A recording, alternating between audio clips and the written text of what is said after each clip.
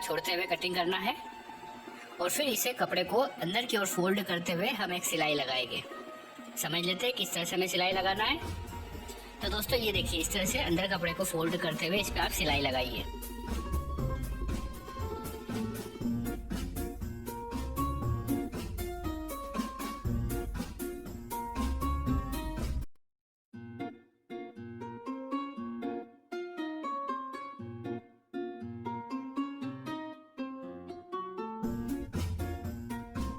सिलाई कंप्लीट होने के बाद आप यहाँ पर स्ट्रेट में सेंटर की मार्किंग कर लें।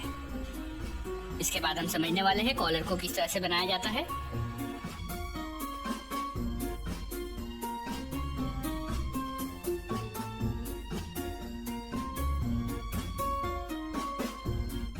तो चलिए दोस्तों, कॉलर बनाने के लिए आप कैनवास के बिल्कुल किनारे पर, याद रहे कैनवास पे आपकी सिलाई नहीं चलना चाहिए, बिल्कुल किनारे से होते हुए आप सिलाई को कंप्लीट करें।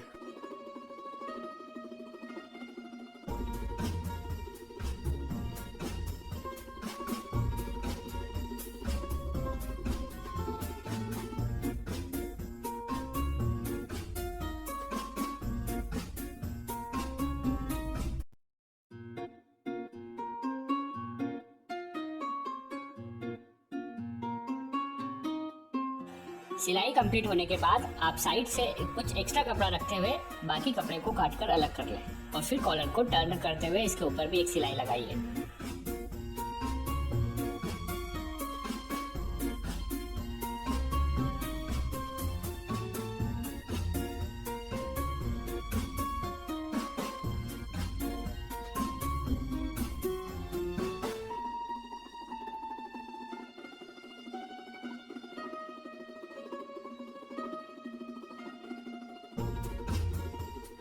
कॉलर का पॉइंट बाहर निकालने के लिए आप किसी नुकीली चीज का इस्तेमाल कर सकते हैं। यहाँ पर हम सीजर का इस्तेमाल कर रहे हैं। तो देखिए, इसकी मदद से हम किस तरह से कॉलर का पॉइंट बाहर करते हैं। आप भी बिल्कुल इसी तरीके से कॉलर का पॉइंट बाहर करें, जिससे कॉलर की फिनिशिंग बहुत अच्छी दिखे। इसके बाद यहाँ पर आप इसकी सिलाई ऊपर से कंप्लीट करें।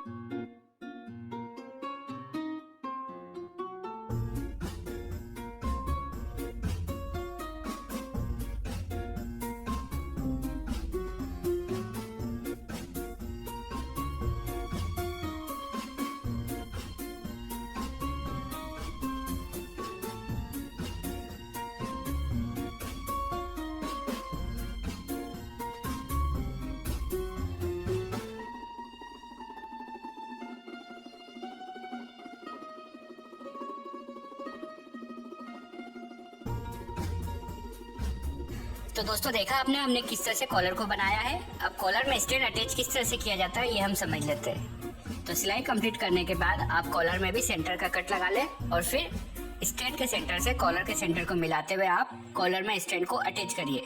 चलिए समझ लेते हैं किस तरह से करना है।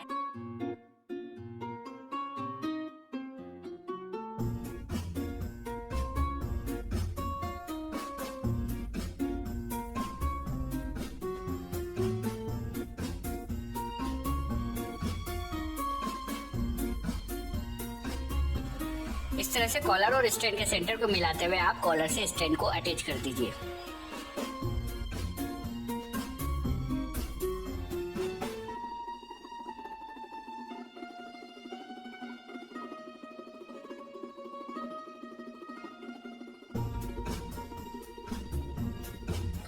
स्टैंड को अटैच करने के बाद हमने जो स्टैंड के लिए कपड़ा रखा है उसे भी नीचे अटैच कर लेंगे।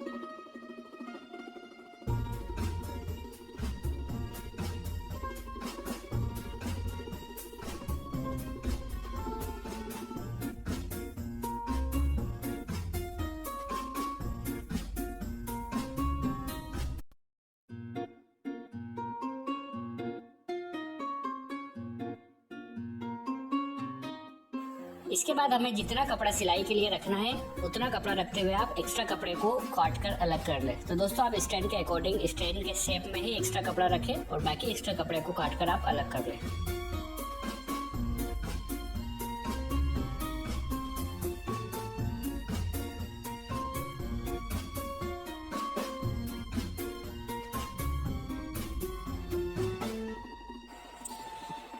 कपड़ा कटिंग होने के बाद दोस्तों आप देख लें कि आपने बिल्कुल सभी तरफ से बराबर कपड़ा कटिंग किया है या नहीं। इसके बाद आप यहाँ पर भी सेंटर की मार्किंग कर लें। चलिए दोस्तों इसके बाद हम समझ लेते हैं कि हमने जो पहले पार्ट में जो कमीज को रेडी किया था उसमें कॉलर को किस तरह से फिट किया जाता है।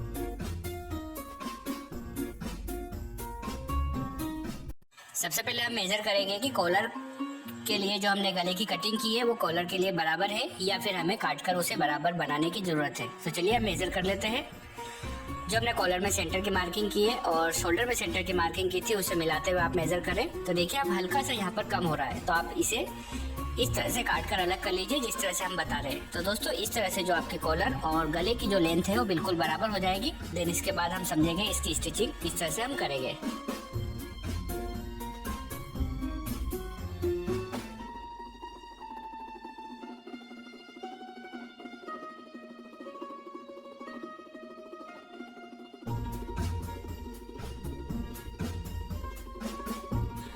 तो दोस्तों अब आप देख सकते हैं कि कॉलर और गले की जो लेंथ है बिल्कुल बराबर हो गई है। चलिए अब हम इसकी स्टिचिंग कर लेते हैं।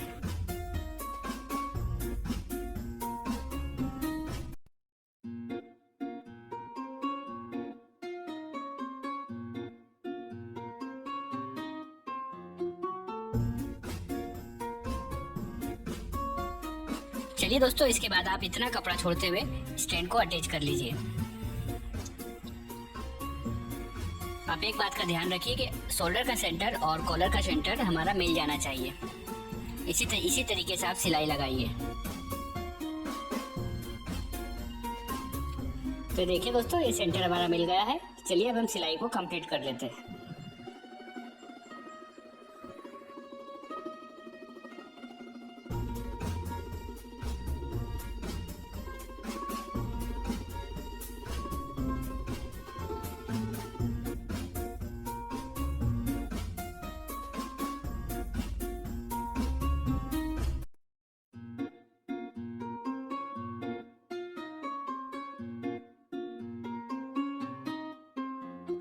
इसके बाद हमें स्टैंड को टर्न करना है, तो आप इस तरह से सिलाई लगाइए। दोस्तों सिलाई आपको इस तरह से लगाना है कि स्टैंड के ऊपर आपकी सिलाई नहीं लगना चाहिए, बिल्कुल कॉलर के कॉर्नर पे आपकी सिलाई लगना है। ये देखिए इस तरह से। सेम इसी तरीके से आप दूसरी साइड भी सिलाई लगा लें और स्टैंड को टर्न कर लें।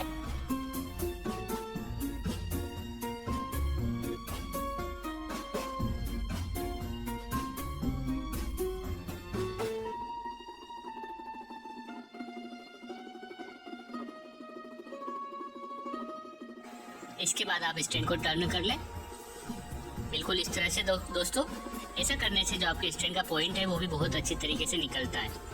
टर्न करने के बाद आप इसके ऊपर की सिलाई कंप्लीट कर लें। दोस्तों हम जिस तरह से आपको बता रहे हैं आप इसी तरीके से स्टैंड की सिलाई कंप्लीट करें। ऐसा करने से आपकी जो कॉलर है बिल्कुल सही तरीके से शर्ट में फिट होती है।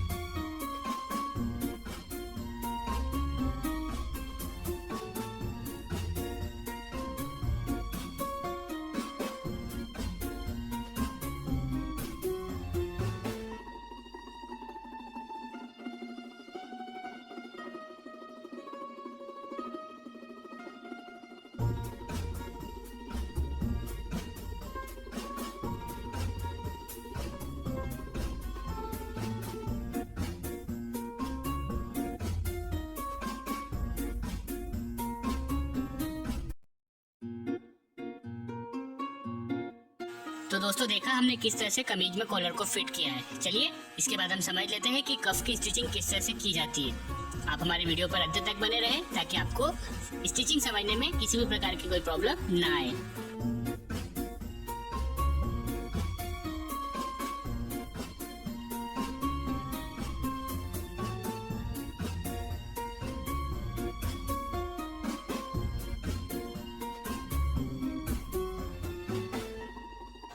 इसी तरीके से हम कप के एक्स्ट्रा कपड़े को फोल्ड कर कर सिलाई लगा लेंगे।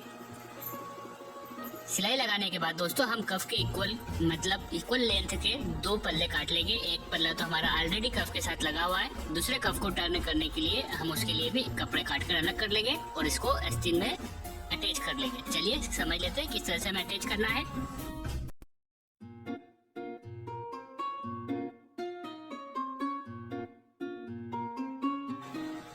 इस तरह से आप कफ के बराबर लेंथ कर कर कपड़े को काट लें और इसके सेंटर में मार्किंग कर लें। दोस्तों सेंटर में मार्किंग हम इसलिए करते हैं कि जो हमने आस्तीन में सेंटर की मार्किंग की है उसे इससे मिलाना पड़ेगा, तभी हमारे कफ की स्टिचिंग परफेक्ट तरीके से हो पाएगी।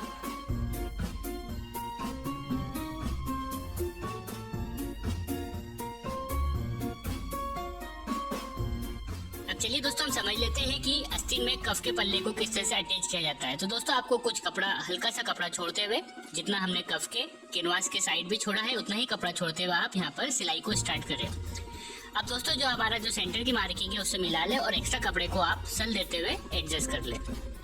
सेम इसी तरीके से आप दूसरी साइड और दूसरे आस्तीन में भी कफ के पल्ले को अटैच करें।